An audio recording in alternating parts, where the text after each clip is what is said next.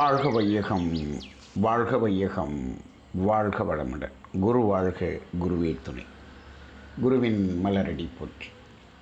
சிந்தனையை உடல் நலத்தை சீரமைத்து உய்விட்ட குருவே வாழ்க. தியானமே யோகம், யோகமே ஞானம். முதற்கண் இந்த தலைப்பை எடுத்து இவ்வளவு விளக்கமாக, நன்றாக, நிதானமாக நமக்கு அளித்த கீதாதேவி அம்மா அவர்களுக்கு நன்றிகள், வாழ்த்துக்கள். அவர்கள் தலைப்பு எடுத்தது சங்கீத வினை கழியும் ரகசியங்கள். அப்போ இந்த இடத்துல சங்கீத வினையை மட்டும் கழிக்கிறதுக்கு என்ன செய்யணும் அப்படிங்கிற மாதிரியான தலைப்பு கொடுத்துருக்கோம். பொதுவாக இப்படி தலைப்பை நம்ம பார்க்க முடியாது. வினை கழிவதற்கான ரகசியங்கள் அப்படின்னு பொதுவாகத்தான் இருக்கும். சங்கீத வினை கழிவதற்காக எதுக்கும் தனியாக ஸ்பெஷலாக இருக்கா அப்படின்னா நம்ம எந்த இடத்துலையும் இந்த மாதிரியான ஒரு தலைப்புகளை நாம் எந்த வேதாத்திரி புத்தகத்திலையும் பார்க்க முடியாது. இப்போ நாம் அதை பிரித்து பார்த்துருக்கிறோம். அப்படி ஒரு தலைப்பை எடுத்து நமக்கு அளித்த அம்மாவுக்கு நன்றி. இப்போது சங்கீத வினை கழியும் ரகசியங்கள். இப்போ பாருங்கள், நம்மிடம் சங்கீத கர்மம், பிராரப்த கர்மம் இரண்டும் இருக்கிறது. இப்போ நம்ம இரண்டையும் கழித்தாக வேண்டும் என்பதுதான் நமது நிலையாக இருக்கிறது. இப்போது நிறைய பேருக்கு என்ன கேள்வின்னா, அதாவது நான் என்ன பாவம் பண்ணனோ அதை மட்டும்தாங்க நான் கழிக்க முடியும், அதுக்கு எனக்கு சம்மந்தம் இல்லைங்க அப்படின்னு சொல்கிறாங்கன்னு வச்சுங்க. அப்படின்னு சொன்னால் பிராரப்த கர்மம் மட்டும்தான் இருக்குது அப்படின்னு சொன்னால் ஈஸியாக நம்ம என்ன பண்ணிடலாம், இந்த கர்ம வினையெல்லாம் கழித்து இறைநிலை எய்துபடலாம். அது ரொம்ப ரொம்ப சுலபமாக இருக்கும். ஆனால் இப்பொழுது நாம் பிறவியின் நோக்கத்தை முடிக்க முடியாமல் இருப்பதற்கு, திணறிக்கொண்டிருப்பதற்கு எது காரணமாக இருக்கிறது என்று சொன்னால், இந்த சஞ்சித கர்மந்தான் நமக்கு மூல காரணமாகவும் பெரிய வெயிட்டாகவும் இருக்குது. அப்போ அதை எனக்கு தெரியாது என்று ஒதுக்கிவிட முடியாது. அதை நாம் தான் கழித்தாக வேண்டும். நான் முன்னோர்கள் செஞ்சிட்டாங்க, அது எதுக்கு நான் கழிக்கணும் அப்படின்னு கேள்வி கேட்க முடியாது. ஏனென்று சொன்னால் முன்னோர்கள் வேறு, நாம் வேறு என்று பார்க்கிறோம். அப்படி அல்ல. அப்பாவா இருக்கிற ஒரு அப்பாதான் மகனாகவும் இருக்கிறார். அவருடைய ஆன்மாதான் இங்கு, அவருடைய உயிர் தான் எங்கும் இருக்கிறது. இறந்த பிறகு அவருடைய உயிர் இங்கு தான் வந்து சேருகிறது. இது ஒரு தொடர்கதை. அப்போ இவ்வாறு தொடர்ந்து வந்து கொண்டு இருக்கும்போது அங்கே என்ன அக்குமுலேஷன் இருக்கோ அது அப்படியே என்ன ஆயிரும், பிள்ளைகளுக்கு வரத்தான் செய்யும். இது நமக்கு சூக்குமமாக நடக்கக்கூடிய விஷயமாக இருக்கிறது. ஆனால் ஸ்தூலமாக இப்போ நம்ம நாட்டில் இருக்கக்கூடிய சட்டம் என்ன சொல்லுது? இப்போ அப்பாவும் அம்மாவும் இவ்வளவு ப்ராப்பர்ட்டி வச்சுருக்காங்க, இவ்வளவு பணம் வச்சுருக்காங்க, அவங்க இறந்துட்டாங்க. பேங்க்கில் 10 கோடி ரூபா இருக்குது. அப்போ அவர்கள் இறந்து விட்டார்கள் என்று சொன்னால் அந்த 10 கோடி இந்திய அரசாங்கத்தை சாரும் அப்படின்னு எங்கேயாவது ரூல் இருக்கா? இல்லை. என்ன செய்கிறாங்க? இவருடைய வாரிசு சான்றிதழை வாங்கிட்டு வாங்க. இவர்களுடைய வாரிசு யார், நாமினி யார், இவர்களுடைய வாரிசு சான்றிதழை வாங்கிட்டு வந்தால் அங்கே அவர்களுடைய மகனெல்லாம் வர்றாங்க. அப்போ இந்த 10 கோடி ரூபாயும் இவர்களுக்குத்தான் என்று அந்த பேங்க்லேருந்து இங்கே கொடுத்துட்றாங்களே தவிர அரசு வங்கி அரசாங்கத்திடம் கொண்டு போய் கொடுத்து விடுவது இல்லை. அப்போ இது என்ன சொல்லுது? அப்போ இந்த வாரிசின் அடிப்படையில் இந்த பொருளையும் பணத்தையும் கொடுக்கும் பொழுது அந்த பொருளின் மூலமாகவும் அந்த பணத்தையும் தேடுவதற்காக என்னென்ன துன்பங்களை எல்லாம் கொடுத்து அவர்கள் கர்மவினையை பதிந்தார்களோ அந்த கர்மவினையும் நமக்கு வந்து தான் தீரும். அப்போ இதுதான் இப்போ நமது சட்டமாகவும் இருக்கிறது. அப்போ ஒரு சிலர் கேள்வி கேட்கலாம், ஏன் சார் அப்படின்னா ஒருத்தர் ஒரு பணமே இல்லை, சொத்தும் இல்லை, கடனை வச்சுட்டு போயிருக்காரு, இப்போ அவர்கிட்ட இருந்து எனக்கு ஒன்றும் வரலையே, அப்போ சஞ்சீத கர்மமே வராதா அப்படின்னா வரும் வரும். அந்த பொருளால் இருக்கக்கூடிய அந்த பொருளினால் ஏற்பட்ட சஞ்சீத கர்மம் வராதே தவிர, அது இல்லாமல் மீதமாக இருக்கக்கூடிய அந்த முன்னோர்களுடைய கர்மவினை எல்லாம் வந்து தான் தீரும். அப்போ இப்போ இதைத்தான் சஞ்சீத கர்மம்னு சொல்கிறோம். இப்போ நம்மிடம் அதிகமாக இருக்கக்கூடியது சஞ்சீத கர்மம் தான் இருக்கிறது. சரி, இப்போது நாம் கர்மவினையை கழிக்கிறதுக்கு என்ன சொல்கிறோம்? ஒன்று துன்பம் அனுபவித்து கழிக்கணும், இல்லை துன்பத்தை போக்கி கழிக்கணும். இது 2 வழி நம்ம சொல்லியிருக்கிறோம். அப்போ இந்த துன்பத்தை அனுபவித்தாலும் கர்மவினை போகும், துன்பத்தை போக்கினாலும் கர்மவினை போகும். இப்போ இதில் சஞ்சீத கர்மம் எப்பொழுது அழிகிறது அப்படிங்கிறத தனியாக நம்ம பிரித்து உணர்றதுக்காக தான் இந்த சப்ஜெக்ட். அதுக்கு நிறைய விஷயங்களை சொன்னாங்க. அதில் சொல்லும் பொழுது இப்போ பாருங்கள், அதாவது ஒரு மருத்துவம் அப்படிங்கிறத பற்றி இவங்க பேசினாங்க. மருத்துவம் அதில் இப்போ அக்குபஞ்சர் மருத்துவம், வர்ம புள்ளிகள் இதெல்லாம் பற்றி பேசினாங்க. இப்போது நாம் சாதாரணமாக ஏதோ ஒரு நோய் இருக்கிறது, அதுக்கு என்ன பண்ணுறோம்? சாதாரணமாக ஒரு மாத்திரை எடுத்து அந்த நோயை டெம்பரரியாக போக்கிக்கிறோம். இதை விஞ்ஞான ஆங்கில மருத்துவம். சரி, அப்போ அது அப்போதைக்கு அது சரியாகுது. ஆனால் நிலையான மாற்றம் அந்த நோயில் வருதான்னா இல்லை. இப்போது இந்த நோய்ங்கிறது எப்படின்னா, நாம் தவறு செய்து நோய் வந்தது ஒரு நோயாக இருக்கிறது, அது பிராரப்த கர்மம்.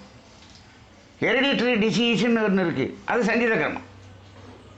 இப்போது இது புண்ணியம் செய்து புண்ணியத்தின் அடிப்படையில் தான் நம்ம இதை கழிக்கணும் அப்படின்னு நம்ம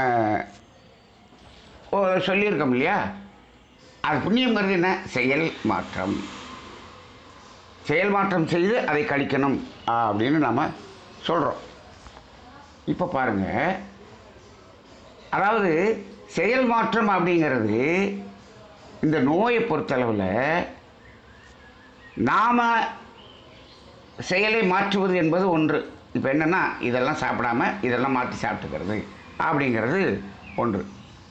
இன்னொன்று என்னென்னா, அங்கே உள்ளே இருக்கக்கூடிய உறுப்புகள் தன்னுடைய செயலை மாற்றி அமைக்கும்போது தான் அந்த ஹெரிடிட்டரி டிசீஸ் போகும். அப்போ அந்த உறுப்புகளினுடைய செயல் மாற்றம், அந்த உறுப்புகளினுடைய செயல் மாற்றம்னா அந்த உறுப்புகளினுடைய செயல் நம்ம கண்ட்ரோலில் இல்லை. அது எப்படி இருக்குது? அது அட்டானமஸ் நர்வஸ் சிஸ்டமாக இருக்குது. அப்போ இந்த வர்ம புள்ளிகள், அக்குபஞ்சர் இதெல்லாம் என்ன பண்ணுதுன்னா, அந்த உறுப்புகளின் இயக்கத்தில் இருக்கக்கூடிய செயல் மாற்றத்தை கொண்டு வந்து அங்கு அந்த நோயை முழுமையாக நீக்கக்கூடிய அளவு, அப்போ என்ன பண்ணுது? அது சஞ்சீத கர்மத்தை நீக்கக்கூடிய அளவுக்கு செயல் மாற்றத்தை கொண்டு வருவதாக இருக்கிறது. அதனால தான் இதை சஞ்சீத கர்மம் கழியும் ரகசியங்களில் இதை பற்றிய விளக்கங்களையும் நாம் சொல்லியிருக்கிறோம். சரி, அதுக்கு மேலே பல உதாரணங்களை பற்றி பேசினாங்க. இதில் அவங்க சொன்னதில் இப்போது முதல் ஒழுக்கம், இரண்டாவது ஒழுக்கம், 2 ஒழுக்க பண்பாட்டில், அதாவது துன்பம் கொடுப்பதை நிறுத்திவிட்டு துன்பம் போக்கும் செயலை செய்யும் போது அது ஒரு புண்ணியம் வருது. துன்பம் போக்கும் செயலை நிறுத்தாமல் துன்பத்தை கொடுத்து கொண்டே துன்பம் போக்கும் செயலை செய்யும்போது அதுவும் ஒரு புண்ணியமாகத்தான் இருக்கிறது. இந்த 2 புண்ணிய செயல்களையும் நாம் இங்கு 2ஆக பிரித்து பார்த்திருக்கிறோம். இது இந்த புத்தகத்தில் இந்த டாபிக் வந்து ரொம்ப ரொம்ப ரொம்ப வேதாத்திரியத்தில் இப்படி ஒரு டாபிக் வந்து நமக்கு கிடைக்காத ஒரு டாப்பிக்காக தான் இருக்கும்னு நினைக்கிறேன். ஏன்னா இந்த மாதிரி எங்கேயும் பிரித்து பார்க்கலை. என்னென்ன எல்லாம் ஒன்று தானே. அதாவது இப்போ என்ன சொல்கிறாங்க, இப்போ என்னங்க துன்பம் கொஞ்சம் கொடுத்துக்கிட்டு இருக்கோம், இங்கிட்டு துன்பம் போக்கிக்கிட்டு இருக்கிறோம், கொஞ்சம் கொஞ்சமாக துன்பம் கொடுக்கறத குறைச்சிக்கிறோம், துன்பம் போக்குறதே செய்கிறோமா இல்லையா அப்படின்னு ஒரு பெரிய பேராசிரியர் என்னிடம் கேட்டார். ஆனால் அப்போ தான் எனக்கு இந்த சிந்தனையே தோன்றியது. துன்பத்தை கொடுத்து கொண்டு துன்பம் போக்குவது அப்படிங்கிறதுக்கும் துன்பத்தை கொடுக்கறது நிறுத்திட்டு போக்குறதுக்கும் என்ன வித்தியாசம் அப்படின்னு பார்த்தா, துன்பத்தை கொடுத்து கொண்டே துன்பம் போக்கும் செயல் அந்த புண்ணியம் என்பது எதன் அடிப்படையில் இருக்கிறது என்று சொன்னால், இந்த சஞ்சித கர்மத்தை போக்கக்கூடிய அளவுக்கு இல்லை. அது என்ன இருக்குன்னா, அந்த புகழுக்காகவும் பெருமைக்காகவும் செய்யக்கூடியதாக இருக்கிறது. அப்படிதான் இருக்கிறது. இதை நீங்கள் ஆய்வு செய்து பார்த்து கொள்ளுங்கள். யாரெல்லாம் துன்பம் கொடுக்கறதை நிறுத்தாமல் துன்பம் போக்கி கொண்டு இருக்கிறார்களோ அவர்களிடம் அவர்கள் துன்பம் போக்கிய செயலுக்கு ஒரு பெருமையை எதிர்பார்ப்பார்கள், ஒரு புகழை எதிர்பார்ப்பார்கள். இப்படி தான் இருக்கும். மன்றத்திலேயே நான் கேள்விப்பட்டிருக்கிறேன். வருஷம் முழுதும் நான் போர்வையை பிரித்து வச்சு இதை பண்ணி அதை பண்ணி இத்தனையும் பண்ணிக்கிட்டு இருக்கிறேன், எனக்கு என்னை ஒன்றுமே கண்டுக்கவே இல்லையே, என்னை ஒரு பாராட்டலையே, ஆண்டு விழாவில் எனக்கு ஒரு பொண்ணோட பற்றி ஏதாவது ஒரு பரிசு கொடுக்கலையே அப்படின்னு ஒருத்தர் கேட்குறார். அப்போ அந்த எதிர்பார்ப்போடு அதை செய்யும்போது அது உண்மையான புண்ணியமாக இருக்குமானா இல்லை. இப்போ இதுக்கு ஆனால் நான் செயல் செஞ்சுருக்கேன்லங்க, அதுக்கு ஒரு பலன் வரணுமா இல்லையா, அது கர்மவினை கழிக்கணுமா இல்லையா அப்படின்னா நல்லா சிந்திச்சு பார்த்தா ஆமாம், அது என்ன பண்ணும், இவருடைய பிராரப்த வினையை மட்டும்தான் கழிக்கும். இவர் செஞ்சதுக்காக, ஏன் இவர் ஒரு டயத்தை ஒதுக்கி ஒரு செயல் செய்ததுக்கு பிராரப்த வினையை தான் கழிக்கும். இப்போது ஏன்னு கேட்டால் அங்கே இவருக்கு புகழ் என்ற ஒன்றையும் பெற்று விடுகிறார். சரி, ஆனால் துன்பம் கொடுக்காமல் எந்த எதிர்பார்ப்பும் இல்லாமல் துன்பம் போக்கக்கூடிய ஒரு செயலை செய்கிறார் என்று சொன்னால் அங்கு என்னாகும், அது சஞ்சித வினையையே கழிக்கும். இதை நம்ம பிரித்து பார்க்கக்கூடிய நிலையில் நம்ம இதை சிந்தனை செய்ய வேண்டியதாக இருக்கிறது. அதே போல் இன்னொன்று என்னென்னா, தற்காலிகமான துன்பத்தை போக்குவது நிலையான துன்பத்தை போக்குவது அப்படின்னு இருக்கு. இப்போது ஒரு பசிக்கு சோறு போட்டான் அப்படின்னு சொன்னோம்னா அடுத்த நாள் திருப்பி அவனுக்கு பசி வருது. அந்த துன்பம் தற்காலிகமாக தான் போய்கொண்டு இருக்கிறது. ஆனால் அவன் நிலையாக அவனுடைய துன்பத்தை போக்குவதற்கான ஒரு வேலையை கொடுத்து அவனுக்கு அதை ஏற்பாடு பண்ணி வச்சுட்டோன்னு வச்சுக்கோங்க, அவன் காலம் முழுதும் அந்த துன்பத்தை அவனே போக்கிக் கொள்ளக்கூடிய அளவுக்கான அறிவை கொடுத்து விட்டோம். அப்போ என்ன ஆகுது, நாம் கொடுத்த அறிவு அவர் துன்பத்தை போக்கிக் கொண்டே இருக்கிறது. அப்போ ஒரு தடவை கொடுத்துட்டீங்க, அது பல தடவை என்ன ஆகுது, துன்பம் போக்கும் செயல் நடந்து கொண்டே இருக்கிறது அல்லவா. அப்போ என்னாகும், அது சஞ்சித வினையை போக்கும். அந்த டெம்பரரியாக போக்குறது பிராரப்த வினையை தான் போக்கும். இப்படி ஒரு ஆராய்ச்சி பார்வையாக நாம் இந்த சிந்தனையை எடுத்திருக்கிறோம். அப்போ இந்த நிலைத்த சுகம் அப்படிங்கிறது சஞ்சித வினையை போக்கக்கூடியதாக அமைகிறது. அதே போல் இப்போது நிறைய பேர் என்ன பண்ணுறாங்கன்னா, நாங்கள் இந்த வினையை போக்குறதுக்காக புண்ணியம் செய்கிறோம்னு சொல்லி ஒரு ஆசிரமத்தில் ஒரு 10,000 டொனேஷன் கொடுத்துட்டேன்னு சொல்கிறாங்க. இந்த 10,000 கொடுத்துட்டாங்க, செயல் செய்தாச்சு, ரைட். இப்போது அது புண்ணியமாக வந்து விட்டதா? ஆம், நீங்கள் கொடுத்தது புண்ணியம்தான். ஆனால் இந்த 10,000 அங்கு போய் அந்த ஆசிரமத்தில் இருக்கக்கூடிய அவர்களுக்கு ஒரு துன்பத்தை போக்கி உணர்வில் மாற்றத்தை ஏற்படுத்தி இருந்தால் அது என்னாகும், உங்களுக்கு 10,000 ரூபா போனது மட்டும் இல்லாமல் அங்கு அத்தனை பேருடைய துன்பம் நீங்கிய வாழ்த்துகள் நமக்கு கிடைக்குது. அப்போ என்னாகும், சஞ்சித கர்மம் நமக்கு போகும். ஆனால் நீங்கள் 10,000 கொடுத்துட்டீங்க, அதை அந்த நிர்வாகி செலவழித்து விட்டார். ஆனால் எங்குமே அந்த துன்பம் நீங்கிய உணர்வு என்பது அங்கே எங்கேருந்தும் வரல. அப்போ இதில் நம்ம பலனே இல்லையா அப்படின்னு சிலர் கேட்குறாங்க. இருக்குது, என்ன பலன் இருக்குது? நீங்கள் 10,000 இழந்தீர்கள் என்ற பலன், அதற்கு ஒரு பலன், அது பிராரப்த கர்மத்தை தான் போக்கும். ஆனால் அது போய் ஒரு துன்பத்தை போக்கிய உணர்வுகளை அங்கே ஒரு 100 பேர்கிட்ட ஏற்படுத்தியிருந்தால் அது சஞ்சித கர்மத்தை போக்கும். இப்படி பல்வேறு வகையில் நம்ம என்ன பண்ணுறோம், இதை சிந்தித்து பார்க்கிறோம். இப்போ இதை நிறைய இடத்துல நம்ம இதை உணர முடியும். இப்போ ஒரு விஷன் கல்விக்கு அவருக்கு அட்மிஷனுக்கு பணத்தை கட்டுறாரு ஒருத்தர். இப்போ பணத்தை கட்டிட்டாருன்னா அவருக்கு பிராரப்த கர்மம் போகும். இவ்வளோ பணத்தை அவர் கொடுத்துட்டார். ஆனால் அதை பெற்றவர் அந்த பயிற்சியெல்லாம் பெற்று அதை வாழ்வில் நடைமுறைப்படுத்தி அவர் வாழ்ந்து துன்பம் போக்கி கொண்டிருந்தார் என்று சொன்னால் சஞ்சீத கர்மம் போகும். அதை யாராவது ஃபாலோ பண்ணுறோமா? பண்ணுறதில்ல. அப்போ எல்லாமே என்ன பண்ணிடுறோம்னா நாம் கொடுக்குறதோடு நிறுத்திடுறோமே தவிர அது துன்பம் போக்கக்கூடிய செயல் மாற்றம் அங்கு நடந்ததா, அந்த உணர்வு மாற்றம் பெற்றதாங்கிறத பார்க்குறது இல்லை. அப்போ இப்போ இதெல்லாத்தையும் நம்ம சிந்தித்து பார்க்கும் பொழுது நம்ம என்ன செய்ய வேண்டியிருக்கிறது என்று சொன்னால், நாம் இந்த துன்பம் போக்கும் செயலை ஒரு மீடியேட்டர் என்ற புரோக்கரை வச்சு செய்யாமல் நேரடியாக நாமே செய்யும்போது தான் இந்த துன்பம் நீங்கி அங்கே உணர்வை பெறக்கூடிய நிலையில் நமது சஞ்சீத கர்மத்தையே போக்க முடியும். அப்படி இல்லைன்னு சொன்னால், அதனால தான் இப்போ இது ஏன் இந்த சிந்தனையை நம்ம இப்போ பண்ணுறோம்னா, நிறைய பேர் நான் அங்கே கொடுத்துருக்கேன், இங்கே கொடுத்துருக்கேன், அதுக்கு கொடுத்துருக்கேன், இதுக்கு கொடுத்துருக்கேன், இதுக்கு கொடுத்துருக்கேன், ஏன் எனக்கு இன்னமும் இவ்வளோ கஷ்டம் வருது அப்படின்னு ஒரு கேள்வி கேட்குறார்கள். எல்லாம் கொடுத்தீங்க, அந்த கொடுத்தது முழுவதும் அங்கு எத்தனை பேருடைய கர்மயத்தில் துன்பத்தை போக்கிய உணர்வை மாற்றி, துன்பம் போக்கிய உணர்வை மாற்றி அங்கு ஒரு சுகமான ஒரு அனுபவத்தை எத்தனை நபர்களுக்கு மாற்றம் செய்யக்கூடிய அளவுக்கு அந்த பணம் பயன்பட்டது அப்படின்னு பார்த்தா நிறைய இடத்துல இல்லை. நிறைய இடத்துல நம்ம கொடுக்குற டொனேஷன் நம்ம என்ன பண்ணுறோம், ஒரு 5 லட்ச ரூபாயே கொடுக்குறோம். ஒரு கட்டடம் கட்டிட்டாங்க, அந்த கட்டடத்தை கட்டிட்டு என்ன பண்ணுறாங்க, தியானக்கூடம் கட்டிட்டாங்க. ஆனால் கட்டியாச்சு, அங்கே ஆளும் வர்றதில்லை, நடக்கிறதும் இல்லை, ஒன்றும் இல்லை, கட்டியாச்சு. அவர் என்ன பண்ணுறாரு, தனக்கு வந்து கல்வெட்டில் பேர் வரணுங்கிறதுக்காக கட்டடம் கட்டிவிட்டார், டொனேஷன் அவரை வாங்கி கட்டிவிட்டார். இப்போ அந்த டொனேஷன் கொடுத்தவங்களுக்கெல்லாம் அங்கு ஏதாவது பயிற்சிகள் நடந்து பல பேருடைய கர்மையத்தில் அந்த பயிற்சி மாற்றத்தை கொடுக்கக்கூடிய அளவுக்கு அவர் தத்துவத்தை கொடுத்து, அங்கே வேறு சிக்கல் இருக்குது. சும்மா ஏனோதானு தத்துவம் கொடுத்துருந்தா அதுலேயும் பிரயோஜனம் இல்லை. அப்போ அங்கே மாற்றம் நடந்து அந்த துன்பம் போகக்கூடிய நிலை ஒரு 10,000 பேருக்கு நடந்திருந்தால் இவர் 5 லட்ச ரூபா கொடுத்ததுக்கு இவருக்கு பலன் இருக்குமே தவிர, அப்படி இல்லைன்னா இவர் ஒரு 5 லட்சத்தை இழந்தார் என்ற அந்த பிராரப்த கர்மம் தான் போகும். அந்த பிராரப்தம் அந்த 5 லட்சத்தை சம்பாதிச்ச வினை பிராரப்தம் அதுதான் போகும். மற்றபடி சஞ்சீத கர்மம் அங்கே போகவே போகாது.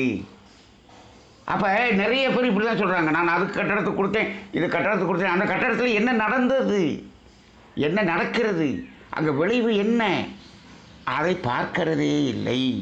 அப்போ இது இப்போ நம்ம என்ன பண்ண வேண்டியிருக்கிறது, நேரடியாக செய்ய வேண்டும். அல்லது நேரடியாக, அதாவது உண்மையான அந்த தொண்டு செய்து கொண்டு இருக்கக்கூடிய ஒரு இடம் நமக்கு தெரிகிறது என்று சொன்னால் அதில் நாம போய் அதில் இணைந்து பங்கு கொள்ள வேண்டும்.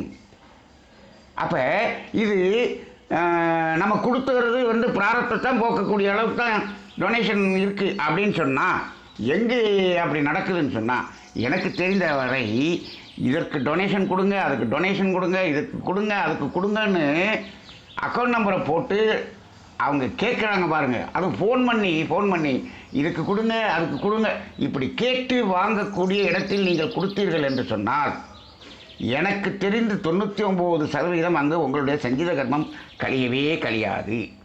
நீங்கள் பணத்தை கொடுத்ததற்கான பிராரப்த கர்மம் மட்டும்தான் கழியும். இதுதான் என்னுடைய அனுபவமாக இருக்கிறது. அப்போ நீங்கள் டொனேஷன் கேட்குற இடத்துல கொண்டு கொடுக்காமல், ஒரு நல்ல காரியம் நடந்து கொண்டிருக்கிற இடம் நல்லது என்று நடந்து கொண்டிருக்கிறது என்று தெரிந்து நீங்களாக போய் அவரிடம் இணைந்து அதில் பங்கு பெற்றுக் கொள்ளக்கூடிய அளவில் அதை கொடுத்தீர்கள் என்று சொன்னால், கேட்காமலேயே கொடுக்கிறீர்கள் இல்லையா? கேட்காம எப்படி கொடுப்பீங்க?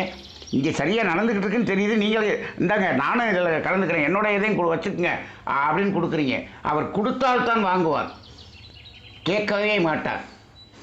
டொனேஷன் வந்து கேட்கவே மாட்டார், அவர் சேவை செய்து கொண்டே இருப்பார், கொடுக்கறத மட்டும்தான் வாங்கிக்குவார். அதுதான் சரியான இடமாக இருக்கிறது.